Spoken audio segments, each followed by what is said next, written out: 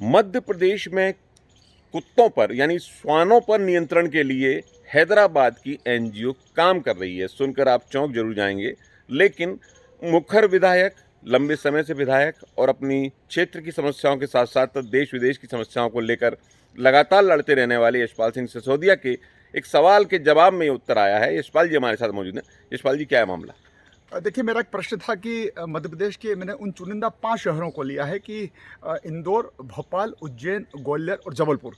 इन 5 महानगरों में नगरीय प्रशासन विभाग के द्वारा श्वान को, कुत्तों को पकड़ करके उनकी नसबंदी किए जाने को लेकर के पिछले 5 वर्षों में 2015 से लेकर के मेरे प्रश्न दिनांक मतलब आज तक कुल कितने मामले प्रकाश में आए इस बात के कि कितने कितने कुत्तों को पकड़ा गया, उनके कुत्तों की नसबंदी की गई है और कितना भुगतान शासन की ओर से हुआ। मुझे जान करके आश्चर्य हुआ कि इन 5 महानगरों में 2.5 लाख कुत्तों के नसबंदी की गई है और इंदौर में लगभग 362 कुत्तों की नसबंदी फेल हुई है और उसके कारण से दौरान नसबंदी वे कुत्ते काल के गाल में समाये, जिनको दफनाया भी गया है।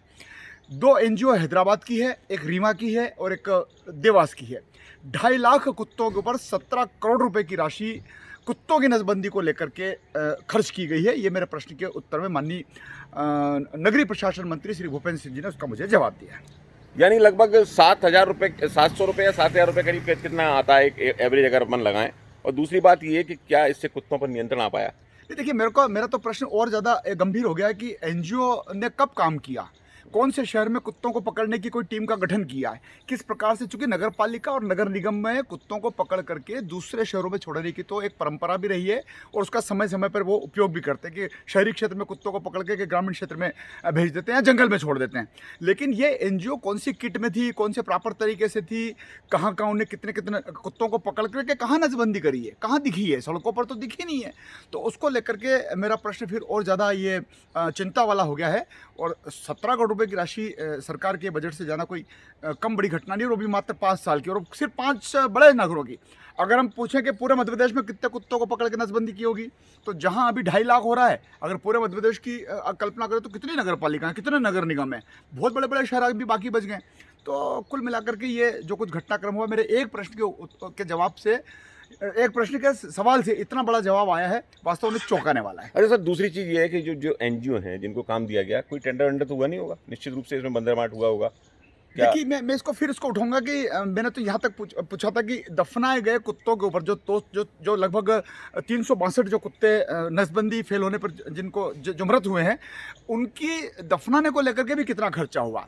और वास्तव में आपने बहुत सही बात कही कि ये एनजीओ को मध्य प्रदेश में ये 5 शहर कैसे मिल गए, ये चुनिंदा शहर उनको कैसे पसंद आ गए, किनको उन्होंने आमंत्रण दिया, क्या टेंडर की प्रक्रिया थी, कहाँ किस प्रकार से उनको इस प्रकार से काम करने के लिए कोई अनुबंध हुआ है। अगला प्रश्न हमारा फिर होगा। तो बहुत बहुत धन्यवाद यशपाल जी। और इस सबके बीच में एक रोचक तस्वीर मैं आपको और दिखाना चाहूँगा, जो विधानसभा के ही विश्राम गृह की है। यशपाल सिसोदिया जी लगातार कह रहे हैं कि कुत्ते मारने के लिए जिस तरह से एनजीओ को ठेका देख सकते हैं, ये दूर आपको मैं दिखाऊंगा कि उनके निवास के पास ही, जो कि वीवीआईपी इलाका कहलाता है, 2 आवारा कुत्ते यहाँ पर विश्राम कर रहे हैं विधायक विश्राम गृह के पास, और बड़े आराम के साथ में ये लेटे हुए हैं, जो इस बात का प्रतीक है कि कितनी गंभीरता, कितनी यहाँ पर सजगता दिखाई गई। ये देखिए आप, एक लेटे हुए श्वान को बड़े आराम के साथ ये लेटे हुए हैं, और ठीक उसके पास में एक ये दूसरा श्वान भी लेटा हुआ है बिल्कुल आराम के साथ में।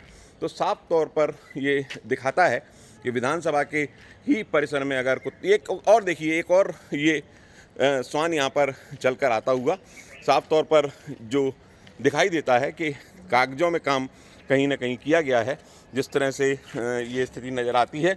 और बिल्कुल ये दिखता है कि किस तरह से सरकारी पैसे का दुरुपयोग यहाँ पर है प्रशासन के द्वारा, नगरीय निकायों के द्वारा, और निश्चित रूप से गहन जांच का ये विषय है।